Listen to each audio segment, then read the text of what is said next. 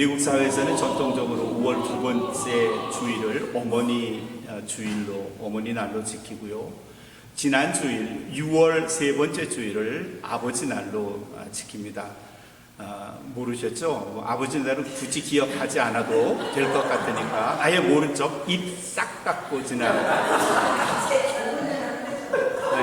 난 그래도 꽃 한 송이라도 달아줄 줄 알았는데 하여튼 두고 봐요. 오늘은 아버지에 관한 말씀을 성경에서 한번 찾아보려고 해요. 보통 모성은 많이 강조되는데 부성은 그에 비해서 상대적으로 좀 덜 강조되는 면이 있죠. 그건 우리 인간 같은 포유류, 주로 새끼를 낳는 포유류들은 자기 배 아파서 낳잖아요. 그런 경우에는 주로 모성이 강합니다. 그리고 자식들도 모성에 대해서도 가깝게 느끼고요. 근데 어류, 물고기들이죠. 어류나 혹은 조류, 새들의 경우는 부성이 강한 경우가 훨씬 많습니다. 예를 들어 두루미, 황새, 기러기, 물오리 이런 종류의 새들은 부성이 훨씬 강해요. 물고기들 중에서도 가시고기라는 게 대표적으로 부성이 강해서 새끼를 하고 자기 몸을 새끼들이 뜯어먹도록 자기 몸을 그냥 죽여서 새끼들이 성장하도록 돕는 대표적인 물고기고요. 또 우린 잘 알지 못하지만 마우스 브리더라는 게 있습니다. 브리더라는 말이 기른다, 양육한다 그런 뜻인데 마우스 브리더, 글자 그대로 하면 입으로 기른다 그런 뜻이죠. 암컷 마우스 브리더가 알을 낳으면 그 알을 수컷이 그대로 자기 입 안에 넣어둬요. 그래서 2주, 3주 지나면 그 입 안에 있는 알들이 부화가 돼요.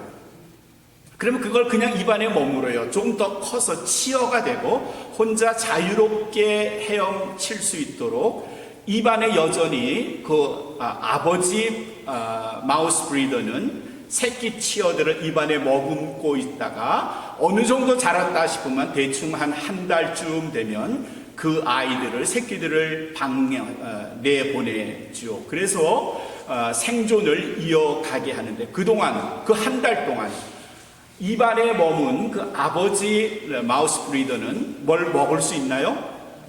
못 먹어요. 그냥 고스란히 아무것도 먹지 못하고 자기 새끼들을 부화시키고 성장시키고 그리고 내보내는 일을 하죠. 우리 가정에서도 부성이 상당히 강조가 되어야 되지만 사실 모성이 워낙 강조되다 보니까 부성이 그만큼 쫓아가지 못하는 건 사실입니다. 아이들이 성장하면서 어머니로부터 섬세한 감성 표현 같은 것들을 많이 배워요.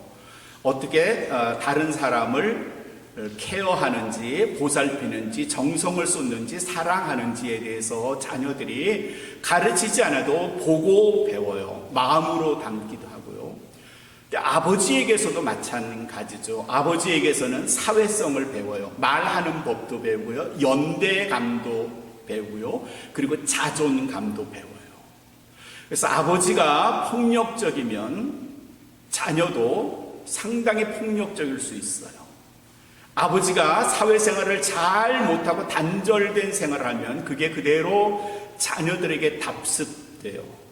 하다못해 말투조차도 아이들은 그대로 본받아요. 그래서 아버지의 사회성, 말투, 행동, 사람을 사귀는 양식, 자존감 이런 것들이 자녀 성장에 얼마나 중요한지 몰라요. 성경에는 크게 두 종류의 아버지가 나오죠. 그래서 오늘 제목을 두 아버지 그렇게 했어요. 어떤 아버지인가 하면 한 아버지는 자식과 가문을 망치는 아버지가 있습니다. 그래서 오늘 본문을 두 개를 선택했는데 하나는 사무엘상 2장 12절에 있는 말씀이에요.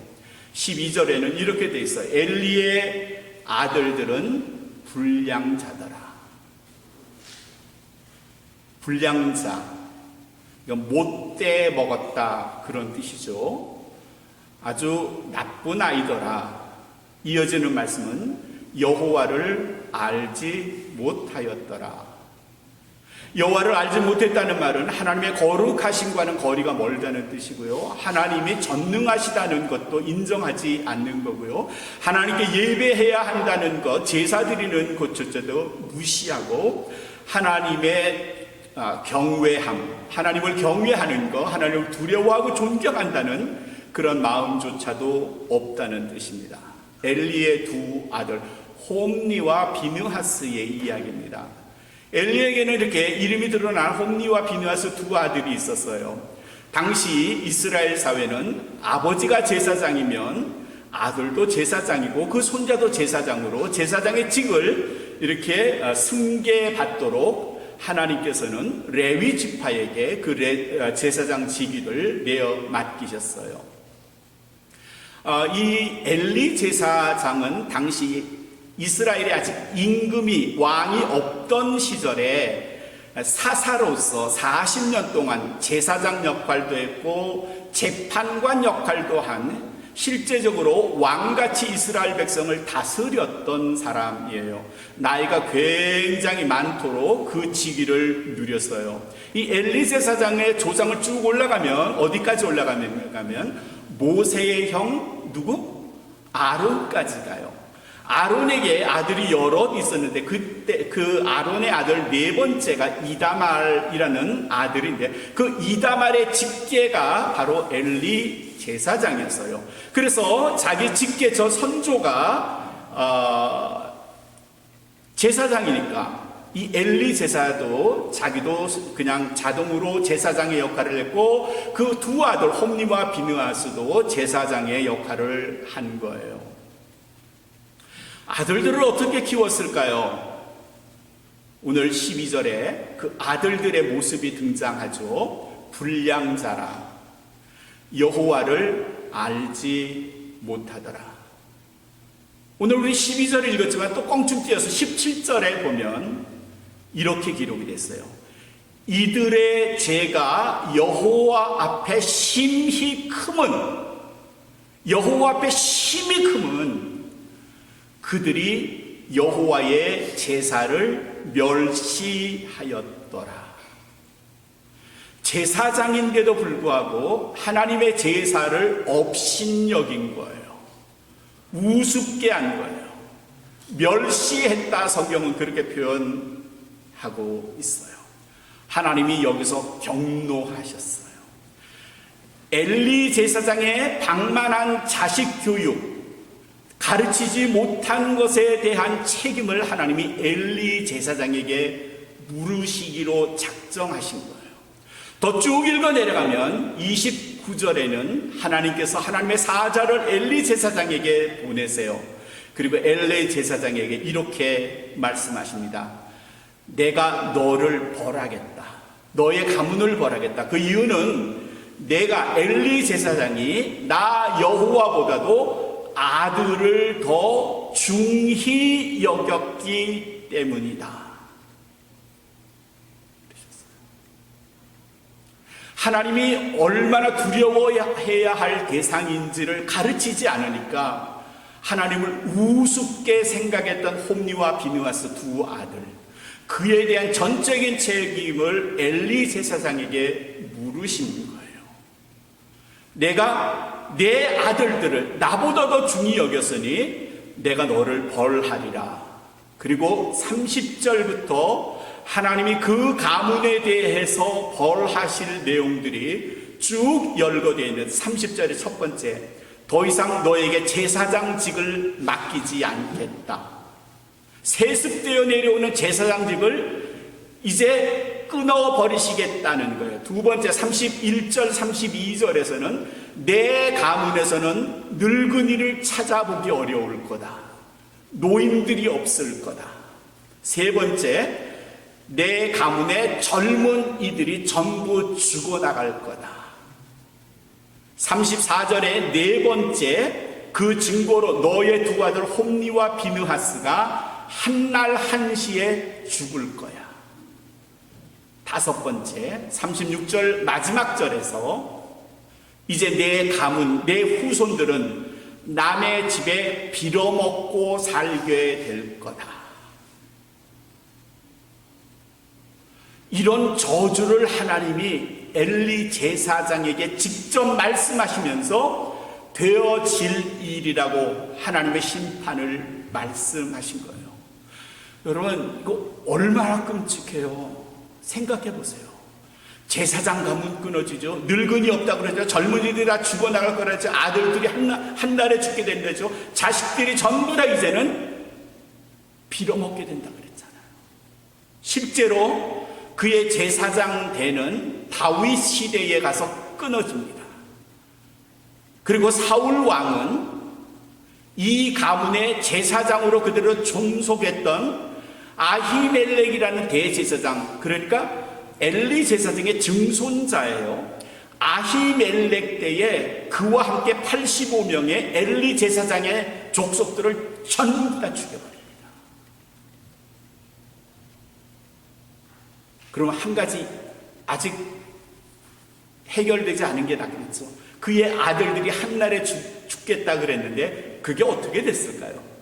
좀 넘겨서 사무엘상 4장을 읽어보시면 이스라엘이 블레셋과 전쟁을 벌여요.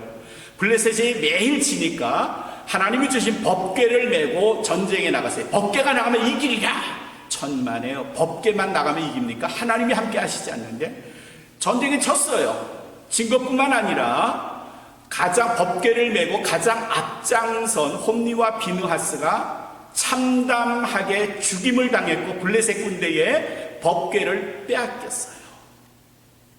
집에서는 실로에서는 엘리 제사장이 이제나 저제나 승전보를 가지고 오려나 의자에 앉아서 저기 지평선 끝에 누군가가 달려오길 기다렸어요. 이길 거라 확신을 한 거죠.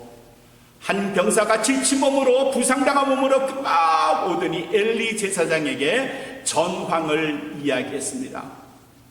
엘리 제사장님, 졌습니다.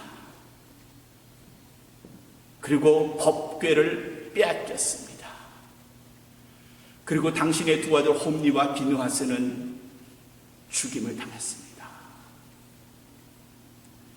홈니와 비느하스가 2장 34절에서 예언된 대로 한날 한시에 죽임을 당했어요. 비극이 이쯤에서 끝난 걸까요? 아니요. 비극은 계속됩니다. 그 이야기를 들은 엘리 제사장, 그때 나이가 98세라고 성경은 적혀 있어요.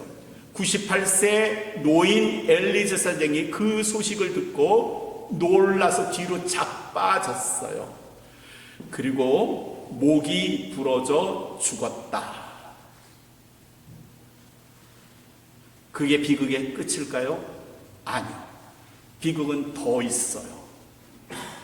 그 이야기를 집에서 들었던 엘리 제사장 2명의 아들의 며느리들이 있었죠. 며느리들 중에 비느하스 둘째 아들의 아내가 임신 중이었는데 남편과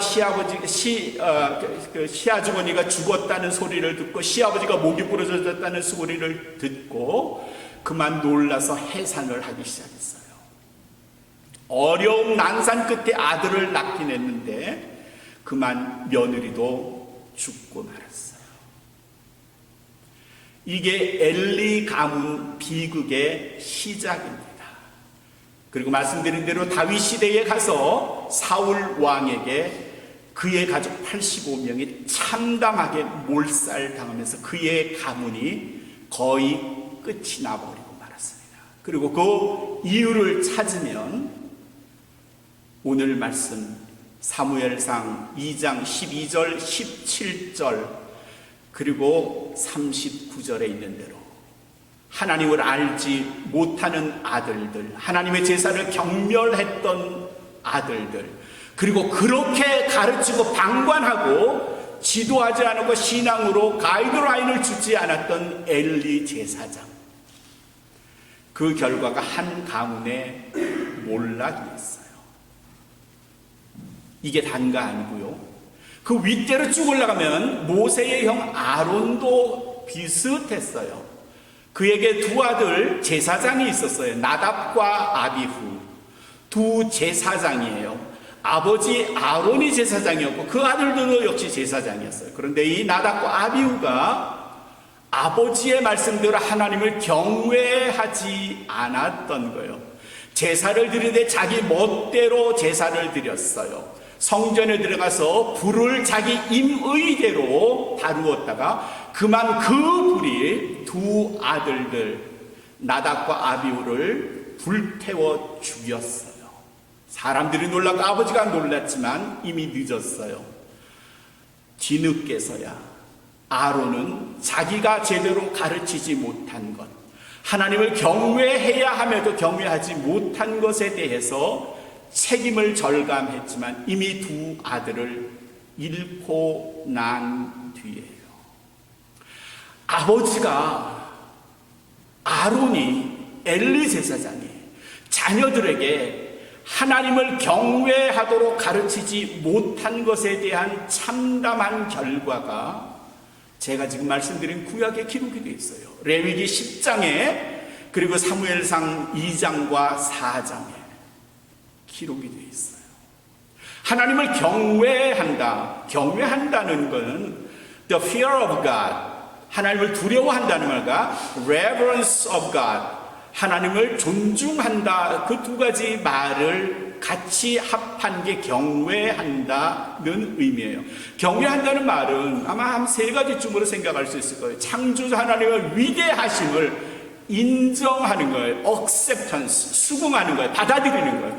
하나님이 나를 창조하셨고 세상을 창조하셨고 내 인생을 주관하신다는 걸 인정하는 거예요. 두 번째는요, 그 하나님이 나에게 무한한 사랑과 은혜를 부어주신다는 걸 감사하는 거예요. 그 하나님을 존중하는 거예요. 지금의 내 생활, 나의 과거와 미래를 책임져 주시는 그 하나님의 사랑과 은혜에 감사하는 것, 그게 하나님을 경외하는 거예요. 세 번째는 그 하나님이 잘못 살면 언젠가 나를 크게 심판하실 것이라는 것에 대해서 두려움을 안는 거예요. 하나님 심판의 두려움을 가슴으로 담고 사는 것, 그런 신앙적, 거룩한 신앙적 태도를 하나님을 경외함이라고 말해요. 그런데 아론이나 엘리 제사장이나 이 하나님에 대한 경외함을 자녀들에게 제대로 가르치지 않았고 그건 비극으로 연결되고 말았어요. 오늘 말씀의 본문의 두 번째 본문이 마가복음 5장 21절부터 24절까지 우리가 말씀을 봤어요. 예수님께서 갈릴리 지역에 다시 오셨어요. 원래는 그 앞선 말씀에는 예수님께서 저 북쪽에 데가볼리라는 곳에 계시다가 이제 갈릴리로 오셨어요. 예수님이 배에서 내리시다 많은 사람이 구름대처럼 모였어요. 그리고 예수님 주변에 사람들이 예수님 하시는 말씀을 듣기 위해서 기다리고 있는데 갑자기 어떤 사람이 길 좀 비켜주시오 라고 뛰어왔어요. 사람들을 해치고 예수님 앞에 왔어요. 오늘 말씀 22절 끝에 보시면 예수님을 보고 그가 엎드렸다 그랬어요. 엎드렸다, 무릎을 꿇었다. 근데 그의 신분이 회당장이었어요. 회당이라는 건 우리 주변에 있는 템플, 유대인들의 템플이 바로 회당, 시나고그지만 지금은 뭐 템플이라고 말해도 될 거예요. 상당히 사회적으로 인정받는, 존중받는 그런 직업을 가진 회당장 야이로, 그가 예수님을 보더니 소리치며 왔고요. 그리고 그 앞에 무릎을 꿇었어요. 그리고 그가 급히 하는 소리가 내 어린 딸이 죽게 되었사오니, 상황이에요. 딸이 지금 죽게 됐다는 거예요. 오셔서 당신이 그 거룩한 손을 내 어린 딸 위에 얹어 놓으시면 내 딸이 구원을 받고 살아날 줄로 내가 믿습니다. 이렇게 간절하게 애걸하게 예수님께 메어 달린 거예요. 아마도 이 아이로는 아침에 일어났는데 딸의 방에서 나오지 않자 아내에게 딸이 웬일이지 한번 가보지 그래 했을 거예요. 봤더니 딸이 의식을 잃었어요. 머리는 펄펄 끓고 온 몸은 불덩이 같고 호흡은 거칠고요. 말하지 못하고 불러도 듣지 못하고 응답 없었던 거죠. 급히 남편에게 말했고 야이로가 가서 봤더니 딸이 이건 심상치 않은 거예요. 보통의 경우는 야 의사 빨리 불러와, 누구 빨리 불러와 했을 텐데 야이로에게는 의사도 생각나지 않았고 누구 이런 것에 뛰어난 무당도 생각나지 않았고 딱 한 사람, 예수 그리스도. 그분이 마치 오늘 아침에 우리 동네에 오셨다는 걸 기억하고 다른 사람 찾을 생각도 하지 않고 한 걸음으로 예수 그리스도 앞에 뛰어갔고 고함을 쳤고 그 앞에 엎드렸고 애걸복걸하는 거예요. 예수님께서 이 야이로의 말을 들으시고 그의 집에 가셨어요. 그 다음에 이제 혈류병 걸린 여인의 이야기가 중간에 끼어들어서 쭉 그걸 건너뛰어가면 38절부터 야이로의 이야기가 다시 시작이 돼요. 야이로의 집에 가까이 왔어요. 그랬더니 집에서 울음소리가 났어요. 곡하는 소리가 난 거예요. 그의 딸이 어떻게 됐다? 잘 몰라요? 곡하는 소리가 났는데도 뭔지 몰라요? 그의 딸이 어떻게 됐다? 죽었다. 야이로가 절망했겠죠. 다리에 힘이 풀렸을 거예요. 주님, 오실 필요가 없을 것 같습니다. 이미 내 딸이 삶과 죽음의 경계를 넘어간 것 같네요. 그랬더니 예수님 뭐라고 하셨는가 하면 죽은 게 아니라 잔다. 몇 주 전에 우리가 나사로 이야기를 했을 때도 똑같이 말씀하셨어요. 그랬더니 성경에 뭐라고 되는가? 그 주위에 있던 사람들이 예수님의 말씀을 듣고 예수님을 비웃었더라. 그런 말씀도 있네요. 야이로 집에 들어갔죠. 방문을 열었을 거예요. 죽은 아이가 점점 식어져 가고 있을 거예요. 예수님이 그 앞에 다가가시고 그 소녀, 죽은 소녀를 보시면서 달리다 꿈 그러셨어요. 달리다 꿈. 소녀야, 일어날래? 일어나는 게 어떻겠니? 그랬더니 그 아이가 눈을 떴어요.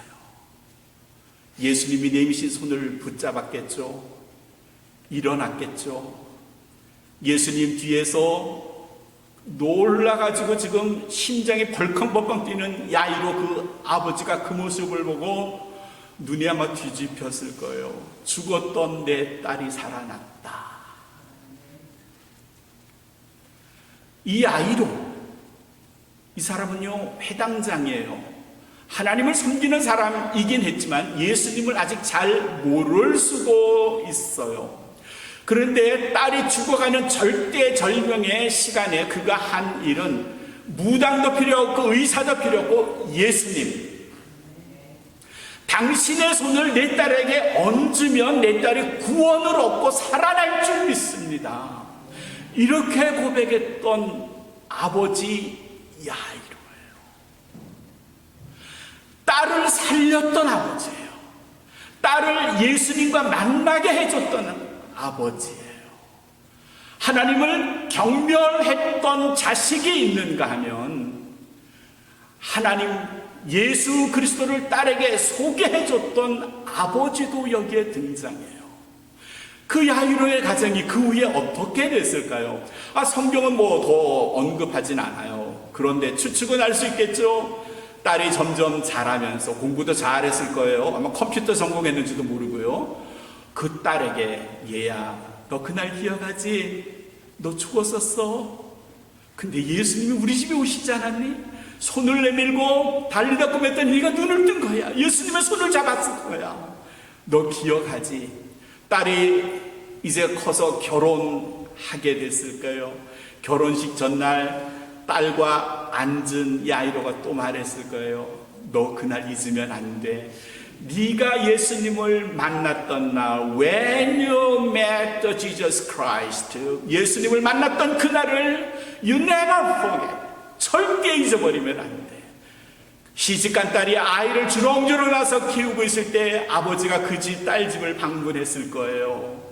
그리고 또 말했겠죠. 어느 날 야이로의 생명이 다 돼서 그가 식음을 전폐하고 죽음을 앞둔 때 찾아온 딸에게 손을 잡으면서 말했을 겁니다. 딸아, 다른 건 다 잊어버려도 예수님이 너 달리라고 말씀하셔서 깨어난 그날, 그 시간, 그리고 그 예수님을 절대 잊어서는 안 돼. 달라요. 같은 아버지인 줄 알았는데 달라요. 사도행전 10장엔 또 한 아버지의 이야기가 기록이 됐어요. 10장 2절에 이런 말씀이 있어요. 그는 경건했다. 경건했대요. 두 번째, 온 집안으로 더불어 하나님을 경외했다. 하나님을 경외했대요. 세 번째, 백성을 많이 구제했다. 그러니까 이웃사랑이 많은 거네요. 네 번째, 하나님께 항상 기도하는 사람이었다. 그런 내용이 있어요. 그 사도행전 10장 2절의 말씀의 주인공은 백부장 고넬료라는 사람의 이야기예요. 백부장 하면요, 100명의 군인들을 거느린 장군, 장수, 위관급이겠네요. 한 중대장쯤 된다 생각하겠죠. 근데 이 사람은 유대인도 아니었어요. 이탈리아 사람이었어요.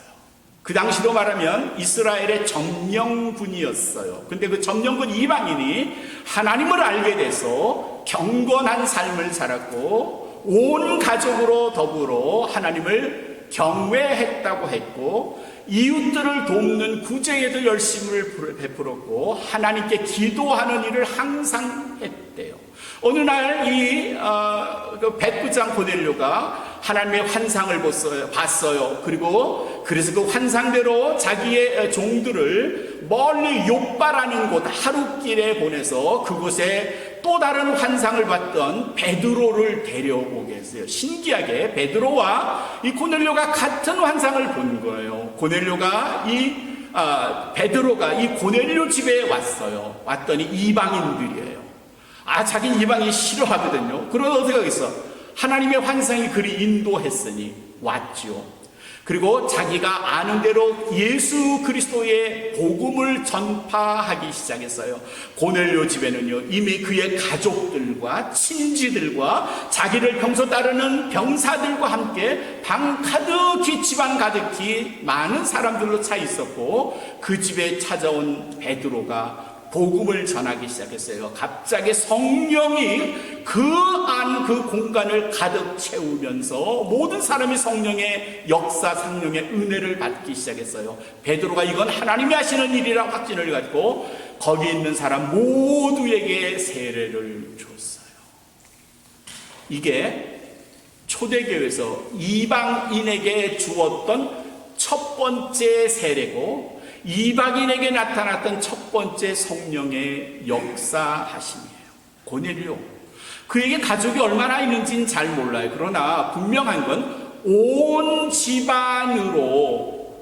집안과 더불어 하나님을 경외했다라고 기록이 되어 있어요. 그의 가족 모두가, 아들, 딸들 모두가, 며느리, 사위까지 있었는지 모르지만 그들 모두가 하나님을 경외했다. 하나님을 인정했고요. 하나님을 존중했고요. 하나님의 은혜를 감사했고 하나님을 두려워했던 사람이라고 기록되어 있어요. 오늘 우리는 신약에서 두 사람의 아버지 고넬료와 야이로, 구약에서 두 사람의 아버지 이렇게 우리가 비교해 봤어요. 아버지의 역할이 어떻느냐에 따라서 아버지가 하나님을 경외하느냐 그걸 자녀에게 가르치느냐 하지 않느냐에 따라서 결과는 아주 달랐어요. 사랑하는 성도 여러분, 어머니들도 계시지만 아버지 어머니가 자녀에게 하나님을 어떻게 가르치느냐, 나와 함께 했던 하나님을 어떻게 자녀들에게 소개하느냐에 따라서 내 자녀들이 하나님의 은혜 속에 사는지 아니면 그들이 심판의 길로 가고 있는지를 결정할 수도 있다는 사실입니다. 두려운 마음을 가지시고, 그리고 다른 한편으로는 감사하는 마음을 가지시고, 내 자녀들의 하나님 경외함을 위해서 기도하셔야 하고요. 그리고 틈만 있는 대로 하나님이 나와 내 인생과 우리 가정의 인생과 어떻게 하셨는지를 전해야 되고요. 그래서 우리 모두의 가족들, 사랑하는 자녀들이 하나님이 원하시는 화평의 길, 은혜의 길, 평강의 길로 인생 달려나갈 수 있도록 늘 자녀를 위하여 하나님을 가르쳐 주시는 우리 성도들을 되시기를 주님의 이름으로 축원합니다.